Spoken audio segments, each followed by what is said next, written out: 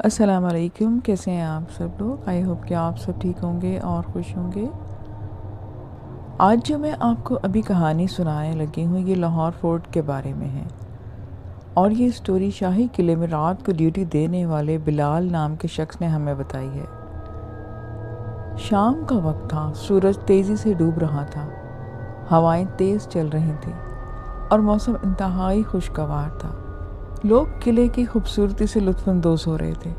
हम भी अपने दोस्तों के साथ इस बेहतरीन किले को देख रहे थे और इसकी कंस्ट्रक्शन का जायज़ा ले रहे थे। डिफरेंट टाइप की तस्वीरें हम बना रहे थे। मगरिब की अजान होते ही अंधेरा होने लग गया। एक एक करके सब लोग किले से बाहर जाने लग गए। हमारे साथी भी किले से बाहर निकल गए। मैं और मेरा एक दोस्त वहीं रुक गए। अंधेरा होने के बाद हमने किले के ऊपर जाना चाहा तो बिलाल, जो वहाँ का केयर टेकर था, जो रात को वहीं पर पहरा देता था, उसने हमें जाने से रोक दिया। हमने उसे कहा कि सिर्फ हमने पिक्चर लेनी है और हम वापस आ जाएंगे, लेकिन उसने जाने नहीं दिया। जब हमने कहा कि इस किले की पुरस्कारियत के बारे में बहुत कुछ सुन रखा है और हम इस रेफरेंस से ही एक बुक लिखना चाहते हैं, आपको कुछ इल्म हो तो बताएं। ये कहकर हमने इसके हाथों में कुछ पैसे दिए। पैसे देखकर इसकी आंखें चमक उठी। वो हमें ऊपर सीढ़ी तक ले गया और कहा कि यहाँ मैं बहुत अजीब और गरीब वाक़यात रोनुमा होते देखे हैं। बहुत बार तो मेरे साथ ये सब कुछ हुआ है। हमने पूछा कि आपने यहाँ क्या देखा है, तो उसने जवाब दिया कि यहाँ रात के वक्त घोड़ों के टापों की आवाज़ें आती हैं। ऐसा लगता है कि जैसे बहुत सारे घोड़े एक साथ चलकर किसी जानिब को जा रहे हैं। फिर अचानक से खामोशी हो जाती है। ऐसी खामोशी मैंने कभी नहीं सुनी। ऐसा लगता है कि जैसे आवाज़ों ने अपनी सांस रोक ली हो। ऐसी खामोशी कि अगर कोई फील करे तो उसका दिल बंद हो जाए। थोड़ी देर खामोश रहने के बाद किसी के कदमों की आवाज़ आती है, जैसे कोई बहुत जाहो जलाल से चल रहा हो। अचानक कदमों की आवाज़ बंद हो जाती है और किसी के बहुत बुलंद कह के फ़िज़ा में गूंजते हैं। वो आवाज़ किस ज़ुबान में होती है उसका तो मुझे मालूम नहीं, लेकिन कोई बहुत तेज़ चीख कर बात कर रहा होता है। थोड़ी देर के बाद बहुत सारी आवाज़ें एक साथ गूंजने लगती हैं। शोर इतना बढ़ जाता है कि कान के पर्दे फटने लगते हैं। फिर तलवारों के टकराव की आवाज़ से पूरा किला गूंज उठता है। थोड़ी देर ये सब चलता रहता है। फिर लंबी खामोशी, जैसे बरसों पुरानी यहाँ पर कोई हो ना, जैसे कब्रिस्तान जैसा गहरा सन्नाटा छा जाता है। हमने पूछा कि तुमने कभी जानने की कोशिश नहीं की कि ये आवाज़ें कहाँ से आती हैं? कहता है कि एक बार मैंने हिम्मत की कि जानने की कोशिश करता हूँ। जिस तरफ से ये आवाज़ें आ रही थी मैं उस तरफ गया। जैसे ही मैं इस तरफ पहुँचा, किसी ने मुझे पीछे से आवाज़ दी और मैंने पलटकर देखा तो उसने मुझे ज़ोरदार धक्का दिया और मैं ज़मीन पर गिरकर बेहोश हो गया। जब मुझे होश आया तो मैं किले के बाहर एक कोने में पड़ा हुआ था।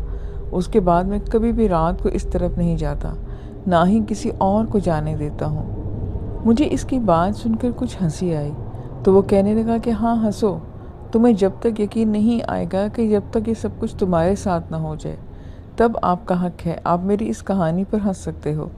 पर तुम याद रखना, किले की ये खामोशी और बेजान दीवारें रात के इस टाइम पर जानदार हो जाती हैं। ऐसा महसूस होता है कि इन दीवारों में रूह फूंक दी गई है और बस अभी ये तेज़ तेज़ कदमों से चलकर शहर की तरफ दौड़ पड़ेंगी। रात के वक्त इन किलों के ऊपर स्याह बादल मंडरा रहे होते हैं और ऐसा फील होता है कि अब भी ये बादल खूनी बारिश बरसाएंगे। मुझे अक्सर अपनी बीवी और बच्चों की चीखों की आवाज़ें सुनाई देती हैं।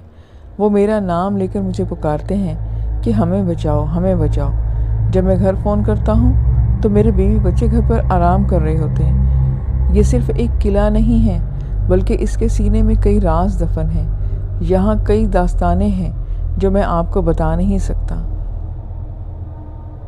आज की दूसरी कहानी अली ने सेंड की है लाहौर से। आइए मैं आपको उन्हीं की ज़ुबानी सुनाती हूँ। अली को एक होटल में एक शेफ़ की जॉब करते काफ़ी साल गुजर चुके थे और हर साल ईद की छुट्टियों में वो अपने गांव घर वालों से मिलने जाता था। इस दफ़ा भी जब ईद आने में कुछ दिन बाकी रह गए तो ये वाक़या उसके साथ हुआ और ये वाक़या मैं यानी कि अली कभी अपनी उम्र भर नहीं भूल सकता। मैं ईद से 2 दिन पहले उठकर तैयार हुआ और बस स्टॉप में अपने गांव जाने लग गया। اور میں اس میں آ کے بیٹھ گیا اور کچھ ہی گھنٹوں میں اپنے گاؤں پہنچ گیا۔ بس اسٹاپ سے اترنے کے بعد میں نے اپنے گھر کی طرف پیدل چلنا شروع کر دیا۔ میرا گھر زیادہ دور نہ تھا، ہمارے گھر جانے کے رستے میں ایک قبرستان سے گزرنا پڑتا تھا جو میرے گھر سے کچھ ہی دوری کے فاصلے پر تھا۔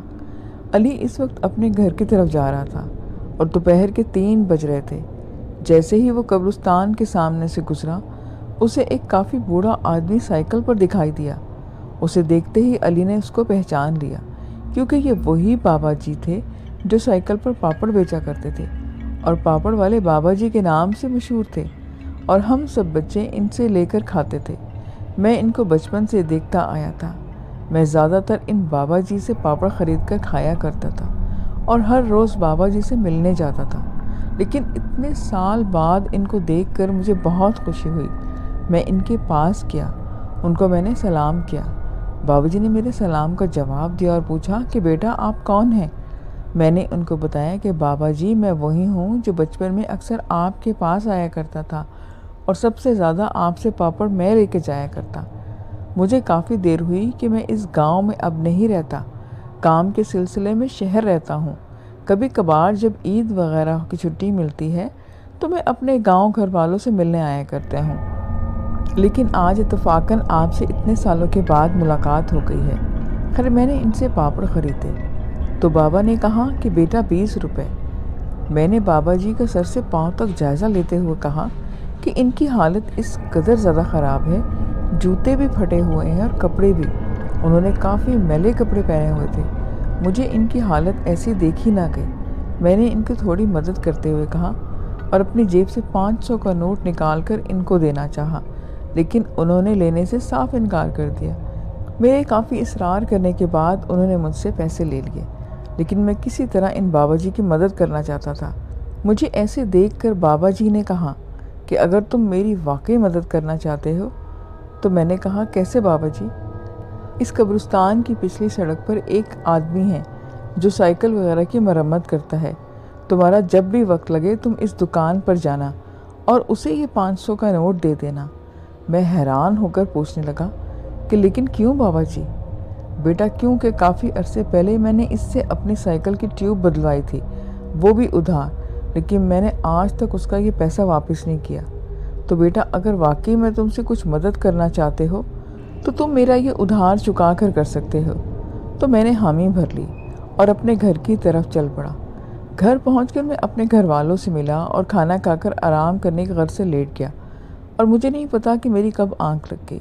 میں سو گیا۔ اگلی صبح میں اٹھا اور نہا دھو کر اپنے دوستوں سے ملنے چل پڑا۔ دوستوں کے ساتھ گھومنے پھرنے میں شام ہو گئی۔ میں دوستوں کے ساتھ گھوم پھر کر اپنے گھر واپس آ رہا تھا کہ راستے میں مجھے وہ سائیکلوں والے کی دکان نظر آئی، تو مجھے اچانک سے بابا جی کی بات یاد آ گئی جو انہوں نے مسکراتے ہوئے مجھے کہا تھا کہ میرا واقعی اگر مدد کرنا چاہتے ہو تو میرا ادھار چکا دینا۔ لیکن اس دن میں گھر پہنچتے ہی اپنی مصروفیات میں بابا کی یہ بات بھول گیا تھا۔ خیر اس وقت میں نے اپنے دوستوں کو خیر آباد کرتے اس آدمی کی دکان پر چلا گیا۔ میں دکان پر پہنچتے ہی بھائی سے سلام کیا۔ سلام دعا کے بعد ان بھائی نے اپنے آنے کا مقصد بتاتے ہوئے میں نے کہا کہ ہمارے گاؤں میں جو بابا جی ہیں جو پاپڑ بیچتے ہیں، ان کا کچھ ادھار رہتا ہے آپ کی طرف، جو میں یہاں بابا جی کا ادھار چکانے آیا ہوں۔ وہ سائیکل والا تھوڑا پریشان ہوتے ہوئے بولا، مگر بھائی یہ بات تو صرف میرے اور بابا کے درمیان ہے، آپ کو یہ سب کیسے معلوم ہوا؟ تو میں نے ان کو بتاتے ہوئے کہا کہ پرسوں صبح جب میں شہر سے آیا تھا بابا جی مجھے ملے تھے، تو انہوں نے مجھے یہ بتایا کہ وہ سائیکل والا ہے اور اس کا میں نے ادھار اتارنا ہے۔ وہ بولا کہ کیوں پاگل بناتے ہو، ایسا کیسے ممکن ہے؟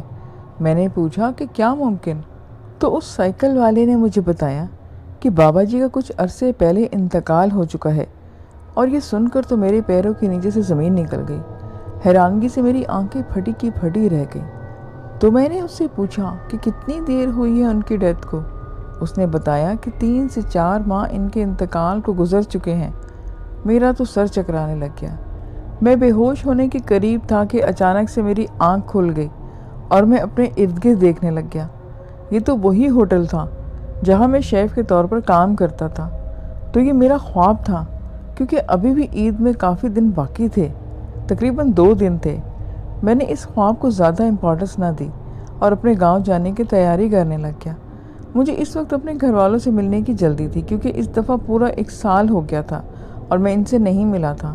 میں نے اپنا تمام سامان پیکنگ کی، لیکن ساتھ ہی میرا دل میں یہ سسپینس بھی تھا کہ میں جلد از جلد اپنے گاؤں پہنچ کر ان پاپڑ والے بابا جی کے بارے میں پوچھوں، کیونکہ وہ میرے خواب میں آئے تھے اور میں حیران تھا کہ اپنے خواب کو دیکھ کر جو مجھے رات میں ہی آیا تھا۔ میں نہایت پریشان تھا کہ یہ مجھے ایسا خواب کیوں آیا۔ خیر یہ سب باتیں سوچتے ہوئے میں نے بس اسٹاپ کی طرف پہنچا، اپنے گاؤں جانے والی بس میں بیٹھا اور کچھ ہی گھنٹوں بعد میں اپنے گاؤں کے اسٹیشن پر پہنچ گیا۔ سارے راستے میں ایسے خواب کے بارے میں اپنے سوچتا آیا، لیکن مجھے اس وقت بس اسٹیشن پر پہنچتے ہی عجیب سا احساس ہوا تھا کہ اگر وہ خواب میرے ساتھ حقیقت بن گیا، کیونکہ اس وقت سارا ماحول میرے خواب جیسا لگ رہا تھا۔ خیر میں نے سوچا کہ واقعی میں بابا جی کا اگر انتقال ہو چکا ہے، جو کہ ایک افسوس کی بات ہے، تو اللہ تعالیٰ ان کی مغفرت فرمائے، لیکن اگر ایسا حقیقت میں کچھ نہیں ہوا تو پتہ نہیں وہ بابا جی زندہ ہوں اور میرا خواب غلط ہو۔ میں دل میں دعا مانگنے لگا کہ میرا خواب جھوٹا ہی ہو۔ یہ سب باتیں سوچتے میں بس اسٹیشن پر اترا تو مجھے وہاں میرے ایک ریلیٹیو مجھے لینے کے لیے موجود تھے۔ میں ان سے ملنے کے بعد سب سے پہلا سوال یہی کیا کہ رفیق بھائی، وہ بولے کہ کیا بات ہے؟ ہمارے بچپن میں ہمارے گاؤں میں ایک بابا جی جو پاپڑ پر سائیکل بیچا کرتے تھے، ان کے بارے میں کچھ معلوم ہے آپ کو کہ وہ کہاں ہیں اور کیسے ہیں؟ آیا کہ وہ زندہ ہیں کہ نہیں؟ انہوں نے ایک گہری سانس لی اور وہ علی کو بتانے لگے کہ نہیں۔ یہ الفاظ سنتے ہی علی تھوڑی دیر کے لیے رکا کہ کیا مطلب ہے آپ کا بھائی؟ علی بھائی، یہ کچھ مہینے پہلے ان بابا جی کا انتقال ہو چکا ہے، بیچارے بہت ہی برے حالوں میں تھے۔ علی یہ سن کر سکتے میں آ گیا۔ رفیق بھائی، کتنی دیر ہو گئی ہے ان کے انتقال کو؟ علی نے کچھ تھکے ہوئے اور مایوس لہجے میں ان سے پوچھا، کیونکہ اس کو واقعی میں بابا جی کے انتقال کا سن کر بہت دکھ ہوا تھا۔ رفیق بھائی بولے کہ کوئی 3-4 ماہ ہو چکے ہیں ان کی ڈیتھ کو۔ یہ سن کر وہ حیران ہوا کیونکہ اس نے جو خواب دیکھا تھا وہ بھی ابھی آدھا سچ ہوا تھا، کیونکہ اس کے خواب میں بھی وہ دکان اور وہ سائیکل والا جو بابا جی نے بارے میں بتایا تھا وہ بالکل سیم باتیں تھیں، اور اس خواب سے ہٹ کر حقیقت میں بھی ان کی ڈیتھ کو اتنا ہی ٹائم ہوا تھا۔ لیکن میں اپنی پریشانی کو چھپاتے ہوئے بھائی سے پوچھا اور ان کو خواب کے بارے میں کچھ نہیں بتایا۔ میں مانی سائیکل والے کے بارے میں سوچنے لگا کہ اگر یہ سب باتیں سچ ہیں تو وہی قبرستان ہوگا جو ہمارے گھر کے قریب تر تھا، اور مجھے رفیق بھائی نے بتایا تھا کہ ان کی ڈیتھ وہیں پر ہوئی تھی۔ اس قبرستان میں بابا جی کی قبر موجود ہے، اور میں قبرستان کی طرف دیکھا تو وہاں کوئی بھی موجود نہ تھا اور یہ قبرستان بالکل سنسان پڑا تھا۔ میں اور رفیق بھائی دل کی باتیں کرتے ہوئے اپنے گھر پہنچ گئے، اور میں کافی تھک چکا تھا اتنے لمبے سفر سے، اور خاص طر اس خواب نے مجھے مزید تھکا دیا تھا۔ میں کھانا کھا کر سو گیا۔ شام کو جب میں اٹھا تو مجھے وہ بات دوبارہ یاد آ گئی، تو میں جلدی سے تیار ہونے لگ گیا اور اپنے گھر سے نکل گیا۔ میرے دماغ میں اس وقت مانی سائیکل والے سے ملنے کی باتیں چل رہی تھیں۔ مختصر یہ کہ میں سائیکل والے کی دکان پر پہنچا اور میں نے ان سے ملاقات کی۔ سلام دعا کے بعد میں نے ان سے پوچھا کہ بھائی، کیا آپ نے پاپڑ والے کا کوئی ادھار رہتا ہے؟ تو انہوں نے کہا کہ ان بابا جی نے مجھ سے اپنی سائیکل کا ٹائر بدلوایا تھا، جس کے 500 روپے بنے تھے، جو کہ انہوں نے ادھار رکھوائے تھے، کیونکہ ان کا انتقال ہو گیا، جس کی وجہ سے مجھے ابھی تک پیسے نہ مل سکے۔ میرا یہ سننا تھا کہ مجھے بہت ڈر لگنے لگا۔ میں بہت ڈر رہا تھا۔ سائیکل والے نے پوچھا کہ یہ بات تو میرے اور بابا جی کے درمیان تھی، آپ کو کیسے معلوم ہوئی؟ میں نے نہ سمجھتے ہوئے کہا کہ کچھ نہیں، بابا جی نے مجھے خود بتائی تھی۔ میں نے ڈرتے ہوئے کہا۔ میں نے یہ بات کہہ کر اپنی جیب سے 500 روپے کا نوٹ نکال کر اس کو دیا، اور میں نے کہا کہ یہ بابا جی کی طرف سے ہیں، آپ پلیز یہ رکھ لیں اور ان کا ادھار معاف کر دیں۔ یہ سب کرنے کے بعد میں قبرستان کی طرف گیا، بابا جی کی قبر ڈھونڈی۔ اس قبر پر میں نے تازہ پھول چڑھائے اور فاتحہ پڑھی اور اللہ تعالیٰ سے ان کے گناہوں کی معافی کی دعا کی۔ میں ہمیشہ یہی سوچتا ہوں کہ جو خواب مجھے آیا تھا یہ اللہ کی طرف سے آیا تھا، اور اللہ تعالیٰ اسے معاف کرنا چاہتے تھے، لیکن اس پر کچھ دنیا کا ادھار باقی تھا، اور ادھار کو چکانے کے لیے اللہ تعالیٰ نے مجھے وہ خواب دکھایا۔ یا تو پھر وہ بابا جی کی روح بڑی بے چین تھی اور ان کی روح کو سکون نہیں تھا، تبھی ہی ان کی روح میرے خواب میں آئی، اور اپنی روح کو سکون کے لیے اس نے مجھے چنا۔ میرا یہ خواب مجھے حیران کر دینے والا تھا، کیونکہ اکثر جو مجھے خواب دکھتے ہیں وہ سچے نہیں ہوتے۔ زہیب نے کچھ انسیڈنٹ بھیجے ہیں جو بالکل ریئل ہیں اور ان کے ساتھ ہوئے۔ یہ لاہور سے ہوتے ہیں اور مجھے یہ بتاتے ہیں کہ میرے فادر جو ریلوے آفیسر تھے اور ہمارے پاس کافی بڑا گھر تھا مغل پورہ میں، شاہ جہاں روڈ پر۔ گورنمنٹ کے گھر تھا اور وہ اتنا پرانا نہیں تھا، یہی کوئی 30-40 سال پرانا ہوگا۔ اس گھر میں 2 یا 4 بہت بڑے درخت تھے۔ ایک درخت تھا جو ہمارے گیٹ کے قریب تھا، جس کے بارے میں ہمیں ایک عالم نے بتایا تھا کہ اس میں ایک مخلوق رہتی ہے، اور یہ سٹوری لکھتے ہوئے مجھے یاد آیا ہے کہ ہمارے پاس ایک کتا بھی تھا۔ اس کو مہمانوں کی وجہ سے گھر سے تھوڑا دور گیٹ کے پاس اسی درخت کے نیچے باندھ دیا گیا تھا۔ جب اس کو باندھا تو کچھ دیر کے بعد لائٹ چلی گئی اور وہ بہت ہی زیادہ بھونکنا شروع ہو گیا۔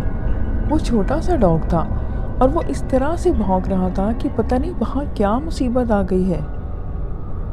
اس کو مجبوراً پھر وہاں سے ہٹا کر کہیں اور باندھنا پڑا اور پھر وہ کہیں جا کر چپ ہوا۔ اس گھر میں اسرار تھے۔ 2-4 انسیڈنٹ میں آپ کے ساتھ شیئر کروں گا۔ پہلا انسیڈنٹ جب ہوا جب میں میٹرک میں تھا، وہ میٹرک کے میرے ایگزامز کے دن تھے۔ اتفاق سے ان دنوں میں مہمان بھی کافی ہمارے گھر آئے ہوئے تھے اور وہ بھی اپنے بچوں کے ساتھ۔ ہمارے سرونٹ کوارٹر میں بھی ایک فیملی تھی اور ان کے بھی بہت زیادہ بچے تھے۔ میں بہت پڑھتا تھا تو نوٹس میرے قریب ہی ہوا کرتے تھے۔ میں اس دن اوپر والے فلور پر اکیلا سو رہا تھا۔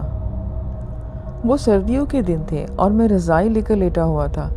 مجھے نیند میں ایسا محسوس ہوا کہ مغرب کا ٹائم ہو گیا ہے، اور دوبارہ فیل ہوا کہ محلے کی آخری اذان بھی ہو گئی ہے، تو میں پھر ایک دم سے اٹھا۔ میں ایسے اٹھا تھا کہ جیسے بندہ سٹریس میں ہوتا ہے، اور وہ سٹریس مجھے میٹرک کے ایگزامز کی وجہ سے تھا۔ جیسے ہی میں اٹھا تو میں نے دیکھا کہ سامنے ایک بچہ تھا، کوئی 10-12 سال کا ہی ہوگا، اور وہ مکمل کالے رنگ کا تھا اور وہ ایسا لگ رہا تھا کہ جیسے ناچ رہا ہو۔ مغرب کا اندھیرا بڑھتا جا رہا تھا۔ جب میں نے اٹھ کر بچے یا بچی کو دیکھا جو ناچ رہی تھی تو وہ ایک دم سے غائب ہو گئی۔ غائب ہوتے وقت وہ باہر کی طرف بھاگی تھی اور بھاگتے سمے وہ اپنے پیچھے دروازہ بند کر کے گئی تھی۔ میں اس وقت نیند میں تھا۔ میں نے سوچا کہ یہ سرونٹ کوارٹر کے بچے ہوں گے یا جو ہمارے مہمانوں کے ہوں گے، ان میں سے کوئی شرارتی بچہ ہوگا۔ پھر میں نے اپنے روم کی لائٹس آن کی اور اپنے نوٹس پڑھنا شروع ہو گیا، اور مجھے جب تھوڑا ہوش آنا شروع ہوئے تو پھر میں نے احساس ہوا کہ مجھے نیچے جا کر اپنے گھر والوں سے کنفرم کرنا چاہیے کہ یہ اوپر کون آیا تھا، کیونکہ میں نے باقاعدہ اس کے قدموں کی آواز سنی تھی جو اسٹیئر سے نیچے جاتے ہوئے آتی ہیں، پر اس کے کچھ قدموں کی آواز اس کے بعد آنا بند ہو گئی تھی۔